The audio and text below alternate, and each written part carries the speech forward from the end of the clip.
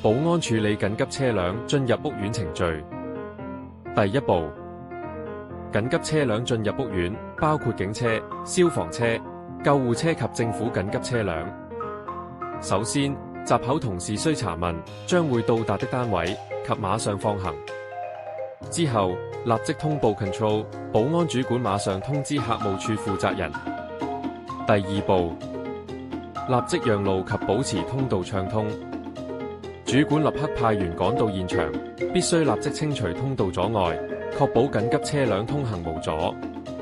其他車輛應安全靠邊停讓出一條清晰的生命通道。安排該緊急車輛停泊最近案發現場的車位，方便進行救援。遇交通擠塞或道路狹窄時，應控制其他車輛減速或停車，避免阻礙緊急車輛通行。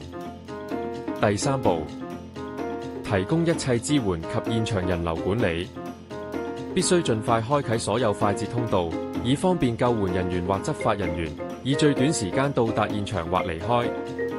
實施現場安全隔離措施，禁止非相關人員進入事故區域。主管安排人員留守現場附近，封鎖現場，維持秩序，直至解封。第四步，緊急車輛離開屋苑，閘口同事放行，記錄離場時間，通知 Control。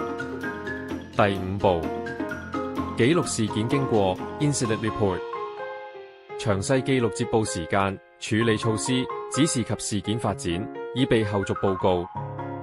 重要備註：須遵守香港法規關於緊急車輛進出路線、安全距離及運作規定，保障緊急車輛安全有效地完成任務。